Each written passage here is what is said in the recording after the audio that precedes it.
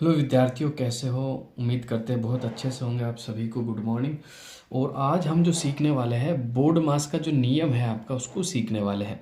कि बोर्ड मास का नियम कई बार आपके एग्ज़ाम में पूछा जाता है, तो ये बेसिक चीज़ें होती है। तो मैथ्स के बेसिक भी मैं आपके क्लियर करवाऊंगा। बोर्ड मास के बाद स्क्वायर सीखेंगे, क्यूब सीखेंगे, ठीक है, एलसीएम सीखेंगे, एचसीएफ सीखेंगे, भिन्न सीखेंगे। तो सारी चीज़ें अपन सीखने वाले हैं। तो आज बोर्ड मास जो है उसको अपन क्लियर कर लेते हैं, ठीक है। बोर्ड मास एक नियम होता है, उसके अंदर क्या होता है, सबसे पहले BODMS, इसका मतलब आपको पता होना चाहिए। B यानी आपका ब्रैकेट होता है, O यानी आपका ऑफ होता है, D यानी आपका डिवाइड होता है, M यानी आपका मल्टीप्लाई, और A यानी आपका एडिशन, और S यानी आपका सब्सट्रैक्ट होता है, ठीक है। सब्ट्रैक्ट होता है। तो सबसे पहला क्वेश्चन आपके सामने अच्छे से अगर आप देखो तो इसमें देखो, सबसे पहले आपको क्या हल करना है। बोर्ड मास के रूल के अनुसार बोर्ड मास सबसे पहला होता है आपका मल्टीप्लाई। तो अपन ने सबसे पहले हल करेंगे 5, तो आपका ऐसा कैसे रहा, इस मल्टीप्लाई को मैंने हल करा तो प्लस, तो 12 आपका 36 हो जाएगा। 36 में अगर आप 5 जोड़ोगे तो आपका कितना हो जाएगा, 41। ये आपका राइट आंसर हो जाएगा। क्लियर, बिल्कुल आपके समझ में आ चुका होगा। ये आपका सवाल था। देखो बोर्ड मास एक बार वापस से दिखाता हूँ। सबसे पहले आपका इस सवाल के अकॉर्डिंग इसमें तो एक प्लस है और एक आपका मल्टीप्लाई है ना। तो सबसे पहले मल्टीप्लाई हल होगा, फिर आपका एडिशन हल होगा। तो सबसे पहले मल्टीप्लाई को हल करा अपन ने, ठीक है। उसके बाद अपन ने किसको हल करा, तो उसके बाद जो हल करा आपने, किसको हल करा, 8 को हल किया। तो 12 की टेबल 3 बार बोली, आपके 36 आ गया। 36 में मैंने 5 को ऐड किया तो आपका कितना हो जाएगा, 41। ये आपका राइट आंसर हो जाएगा। इसी तरह देखो अगले सवाल को हल करते हैं अपन इसको।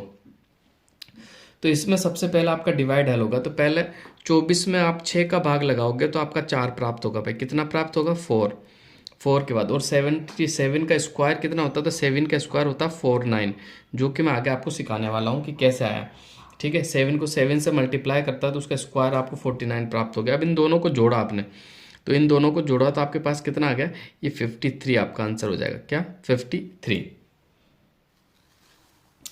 इसी तरह क्वेश्चन नंबर 3 आपके सामने है।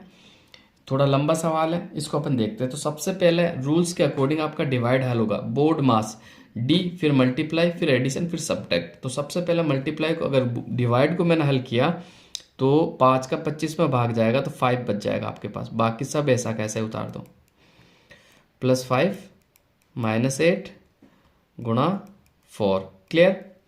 अब इसके बाद देखो, इसके बाद आपका मल्टीप्लाई हल होगा, क्योंकि बोर्ड मास D के बाद आपका आता M।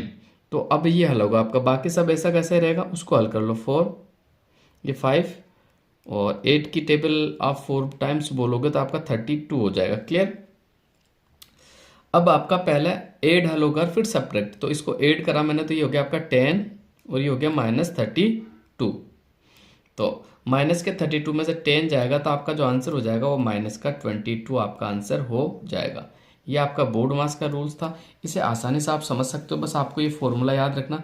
सबसे पहले ब्रैकेट हो अगर क्वेश्चन में, तो ब्रैकेट O यानी आपका ऑफ दिया हुआ नहीं है, फिर आपका डिवाइड, फिर मल्टीप्लाई, फिर एडिशन, फिर सब्ट्रैक्ट। तो इस तरह से आप बोर्ड मास के जो सवाल है उनको अच्छे से हल कर सकते हो। तो आज के लिए बस इतना ही। धन्यवाद।